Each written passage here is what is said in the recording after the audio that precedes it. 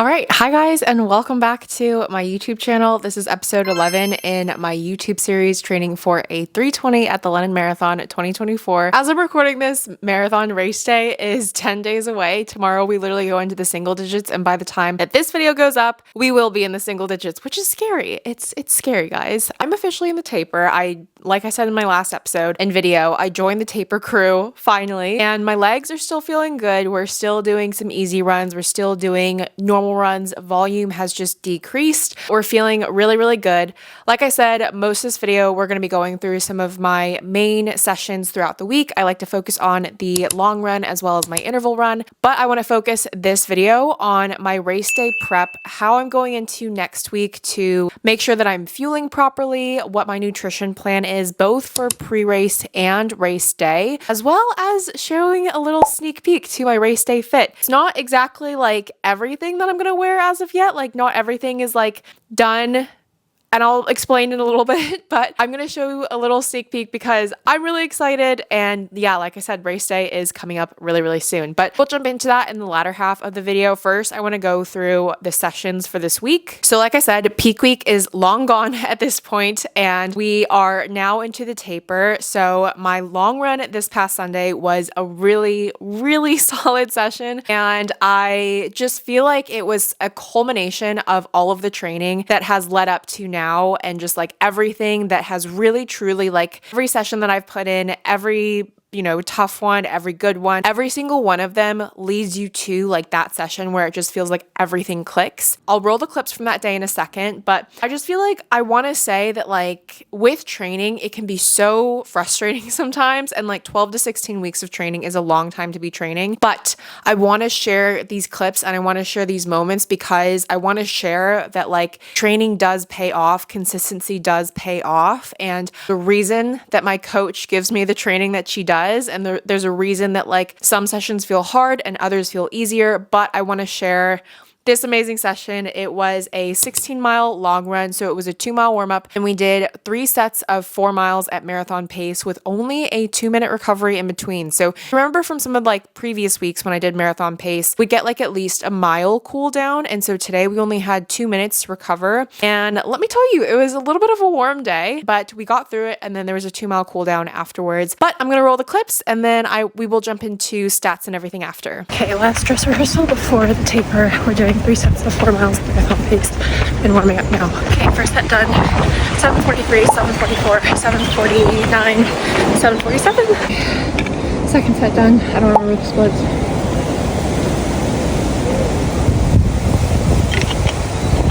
I need water. It's so hot. One more. Okay, final set done. I'm grabbing my water for my 2-mile cool down. But those were all in the 750s, which like is not the end of the world, and I'm just proud of myself. None of them were in the 8, so solid run. I want to share as well that like all of the stats that I share come from Coros, and I'm really, really excited to be working with and partnering with Coros for the marathon. I have been wearing the Coros Pace 3 for all of my training, and I have been loving it. I feel like if you want a sort of a breakdown of all of the different watches that I've tried, I will link a video in the description box below. I have been loving the Coros Pace 3 watch along with the heart rate monitor. I have been wearing that as well, and it just really, really been enjoying that. And as a bit of a health data geek, I absolutely love the data that it gives you. So in terms of the session, I feel like it was super, super strong. With some of the notes that my coach gave me in Training Peaks, she really wanted me to focus more on feel, and she is definitely someone who has been pushing me for the past year, try and run to feel rather than focus on what's on my watch or whatever my watch is showing. I'd say like every session that's led up to now, I've like slowly but surely starting to get more and more used to running to pace. But I'd say that like most of my previous sessions, first set, I would definitely run to feel, but then the latter sets, I would start to fixate too much on my watch again. I can happily say that this session was all run to feel, and I barely looked at my watch, and I think that that in itself is such a confidence booster. And I think that we don't talk about enough just how important running to feel is, even though we have all of these incredible gadgets and gizmos like the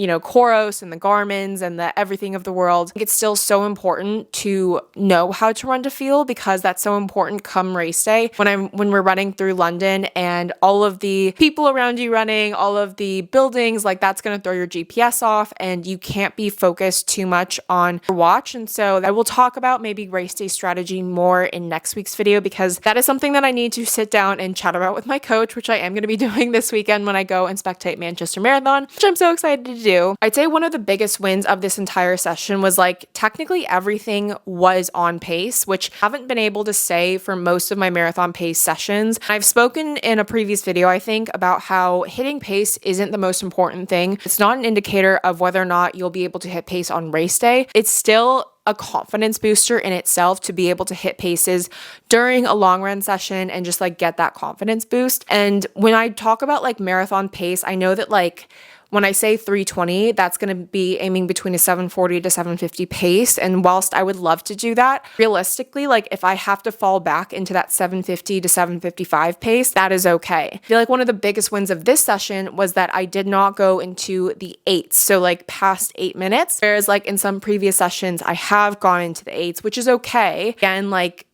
pace is not an indicator of like how much effort I gave in that session. I know for a fact that I go into like all my long runs giving my all, and like some days are easier than others, some days are harder than others, but as you build on that training and as you build on each session, like you will continue to build that strength in your endurance and your ability to run faster for longer. I think as well, being able to take on all of my gels was also a really big confidence boost. So like for my longest run, I was able to take down 5 gels, and for this run, I took 2 gel 160s and 1 gel 100, and I had all of them. And dare I say, I definitely could have just done 3 gel 160s, and think I'm really proud to say that I'm at the point as well where like I've trained my gut so much with these Morton gels. My body now craves it and craves those gels. But at the same time, it's not to say that like things don't get hard during sessions, and like, you know, that feeling where like it's the last thing that you want to do. It's the last thing that you want to put down your throat. Like for me, I've kind of started to tell myself in the past few long run sessions, in the past few weeks, like when I start to get tired, when things start to hurt, that's when I need to take a gel. And like, that's when I know that my body is starting to either hit the wall or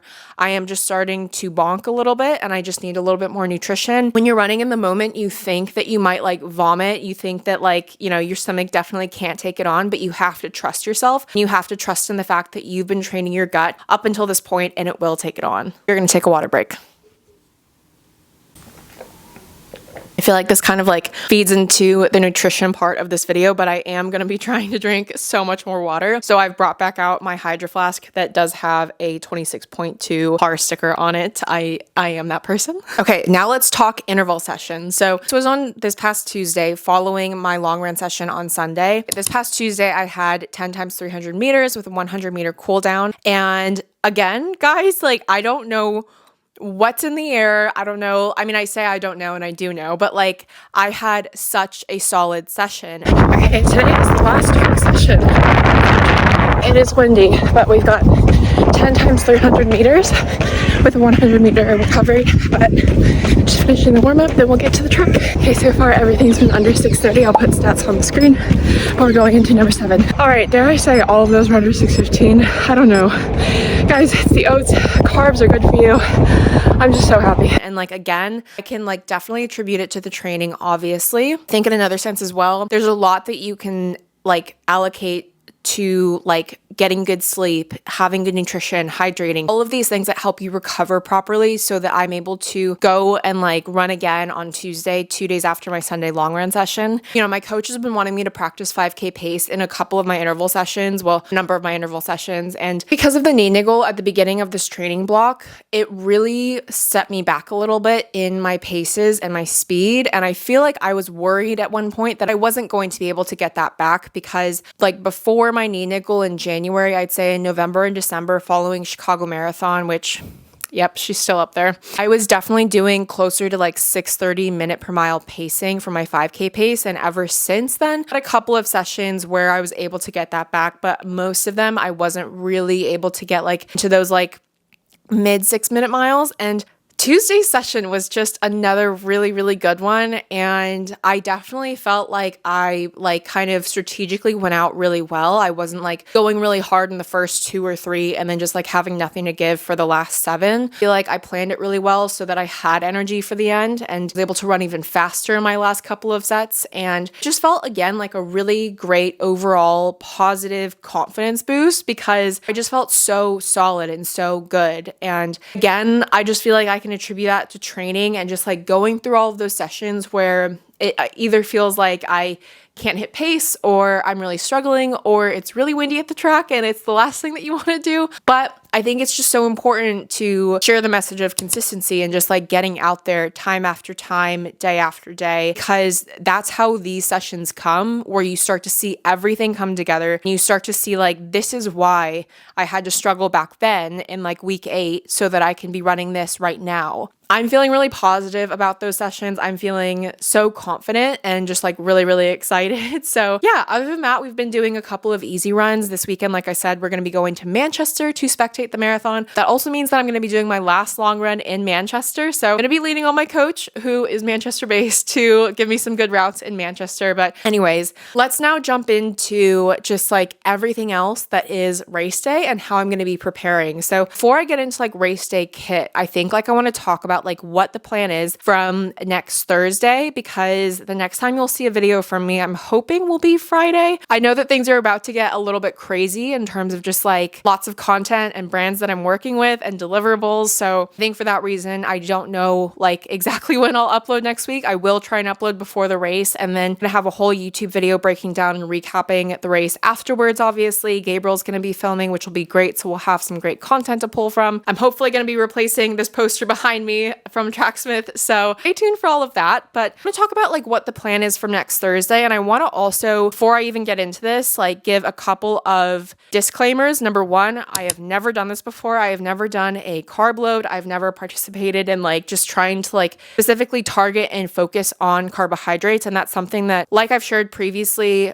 very openly, I used to really fear carbs, and I feel like as a runner, I've really come a long way in the last year of really overcoming that fear head on and just feeling really confident in myself and seeing that payoff in my running and just the ability to get faster when I do consume carbs. Number two, all of the information that I'm about to share with you has come from a registered dietitian. I went to a really great carb loading event last week put on by the Runner Beans, who I have done a podcast episode with. The time that this video comes out, the podcast episode will be up, so I'll link it in the description box below. It is a really, really good episode if you want to just like hear more just about the science and the background of like her running journey and like her sort of coming to be an RD, but also like how important carbohydrates are and how important nutrition is and how important a role they play in race day, how much like so many of us are still under fueling and we don't even know it, but also just like we definitely aren't taking on enough carbs. And I feel like when I heard these numbers last week, I definitely told myself, like, I was like, I don't think that I'm having enough carbs for sure. So I'm going to just like jump into sort of the plan. And again, I'll have this on the screen. I'll have Charlie linked in the description box below if you want to go and check her out. She is super great. And she also has a cookbook that I just looked at called Cook, Eat, Run that I have just over there. But yeah, so starting from next Thursday, and just to also like preface and share, I am going to be vlogging this because I really want to like share this experience because I, again, have never partook in this before. But starting from next Thursday, I will begin my carb load. And the carb load will last from Thursday to Saturday, with the race being on Sunday. So from Charlie, who is the Runner Beans, I'm going to reference her to her actual name, which is Charlie. She recommended that you start your carb load 2 to 3 days prior to the race. So I want to start mine 3 days before, hence why I'm starting on Thursday. So you want to essentially be seeing a significant increase in your carbohydrates and a dramatic decrease in other macronutrients, just proteins and fats. You really want to focus on those carbohydrates. And according to Charlie, this helps boost performance by 2 to 4%. And I will take everything that I can get at this point. And the goal is to aim to consume 8 to 10 grams of carbohydrates per kilogram of body weight that day. And so again, this is going to differ for everyone, but I'll just put on the screen here what the range is that I'm sort of aiming for. But I believe it's like something like 550 to 700 grams of carbohydrates.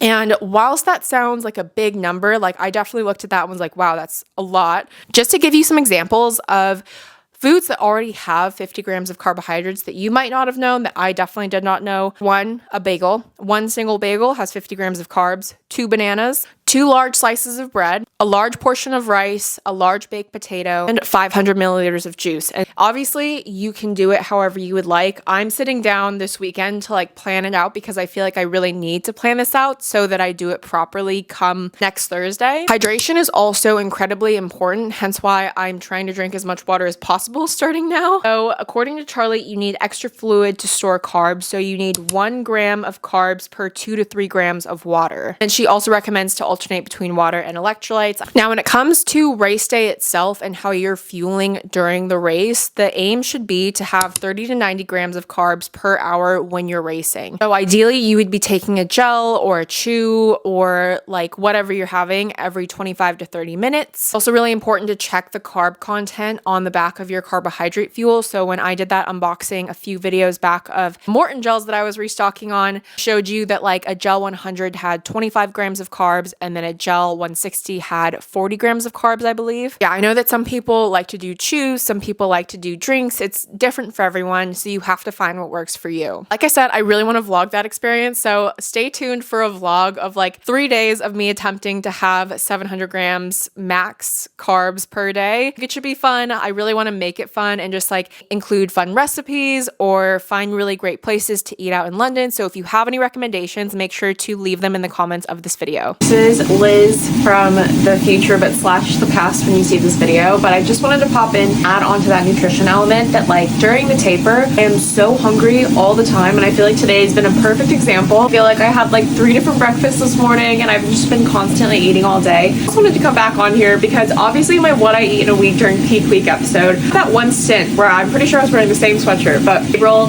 was not in, and so I was like left to cook for myself.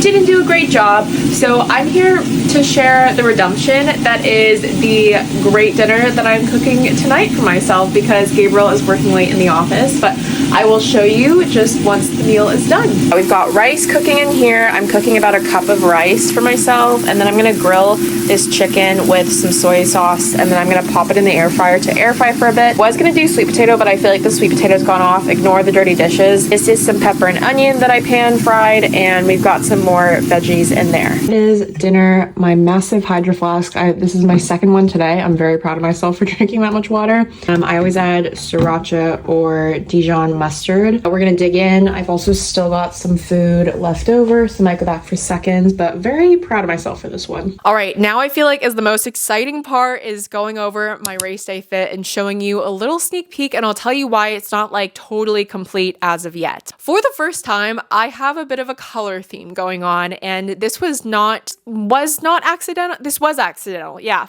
English. But it's sort of, I'm gonna put the mic on my shirt so I can actually hold things. All right, hopefully you guys can still hear me. We're gonna start from the race day shoes that I have shared about in a previous video. They're the Adios Pro 3s that I shared in my shoe review. These are gonna be my race day shoes. I've only worn them once for one session just to test them out, but long time Adios Pro 3 user and wearer for races. I know exactly how these feel, and I would like them to be as fresh as possible come race day. So I feel like when I was going to choose these, and as I'm working with Adidas, I got to pick my color luckily, and I did notice that they had a new colorway of the highlighter yellow. Kind of thought, well, I kind of feel like I have to go with an all yellow fit. So we're just gonna kind of go from like the bottom up. These are not yellow, but these are definitely my go-to socks from Adidas, and I just got a fresh pair, and I did share on Instagram a very kind of gross photo between like these socks that I already have that I've had for the past year versus getting like these like fresh socks. One of my favorite things about these is like this bit right here helps so much with like any sort of like rubbing that you might feel with the back of the shoe on your heel. It's great because like this is literally the reason why I've never had any sort of rubbing issues from shoes literally ever. So best socks. All right, the bottoms I have yet to try out, but these are Stella McCartney biker shorts from Adidas. So again, I have yet to try these. Something that I really like is they are quite long, which I know is not everyone's cup of tea, but for us girls that chafe, we need all the help that we can get. And even with shorts that I've worn in past, like the Nike Go biker shorts, I like, depending on the weather, my legs will still chafe because like the weather can make your shorts ride up, even if they're really, really tight to your leg. Luckily, I feel like my going viral on the internet has actually done me some good, but I am now a body glide partner, which is really, really exciting. So I will be using this on the day, but also obviously going the safe route and just having a longer short is going to be, I feel, the best way to go. My only fear is that I think that these might be a size too big, so I might panic order a size smaller just before race day, just in case. But one of the things that I really love is that it's got a pocket at the back, so I will have somewhere to put my phone. I found that in the past, I really enjoy shorts and biker shorts specifically, where I can put my phone on my back and it kind of just like stays there throughout the entire race, because I feel like when I first started running, it was like more for fun and I was like really enjoyed filming myself throughout marathons. But now I'm like, once the race starts, I do not personally touch my phone, but I need it for my music and I like to have it just in case for like, you know, if I do want to like take a video of myself going over Tower Bridge, especially for after the marathon and just being able to find like Gabriel and friends and family. So yeah, I am really excited to test these out this weekend. I feel like the top is sort of the most exciting thing to me, but this is going to be the top of choice. So this I specifically actually am going to try and get my name like written on the front, not written like actually written with a Sharpie, but like, you know, when like you can like get your name printed on a piece of clothing. So I know that they're doing this at the expo, but I do have a friend that happens to have a machine that does this. So I am very excited. Shout out to Ileana, because we're going to be getting that done and I'm really excited. But that's how the front looks. And this is the back. And I am just really, really excited. I don't know what it is, but the past 2 marathons, I really sworn by arm sleeves. And so I picked these up from Adidas. And I feel like no matter the weather, most times you're starting a marathon and it might be a bit colder out. And so it's nice to have these. I've been keeping an eye on the weather, and last week it said rain. Today it said like some sunshine and clouds, which we're like hoping for. I think depending on the weather, I might wear these, I might not. We will see. These will definitely, these have always been on my list for some reason with Chicago and Manchester. I've just loved wearing these. Obviously, I'm going to be wearing my Coros along with my heart rate monitor strap, but Coros actually just sent a couple of new colors for the heart rate monitor strap, so I'm going to switch it out. Obviously, we're going to have to go with the highlighter yellow because it's just going to match the whole outfit. I know that these are like all different shades of yellow, but like the overall theme is going to be yellow, and I'm just going to be like hoping that like looking down at these like highlighter yellow shoes, I'm gonna be able to run faster and it will just give me the motivation that I need. So yeah, just really looking forward to that. And the last thing that I'm gonna need to get done is my nails, which I'm gonna be getting done next Thursday. This is not something that I've done before, but I'm really excited. I'm just gonna try and get like lightning bolts or something fun on my nails. I just feel like this is going to be like, I wanna go all out for this race. I've really put my all for this training. I've had so much going on in my personal life that I really just want to like make this day as fun as possible and still remember to have fun, obviously. But yeah, I think next week I will definitely share more about like my race strategy as well as like A, B, and C goals. And then yeah, it won't be long until race day next Sunday, but if you want to track me on the app, which they have now released, we'll put my bib number here. And I'm really excited for the expo next week. I'm really looking forward to race day, and let me know if you are also running, what wave you are, what color you are. We all just got our waves and colors, so let me know in the comments below. Otherwise, if you like this video, feel free to give me a thumbs up and leave a comment below on what videos you would like to see next. And if you are not subscribed, make sure that you subscribe because I come out with a new video every single week. Otherwise, I look forward to seeing you in the next video. Bye!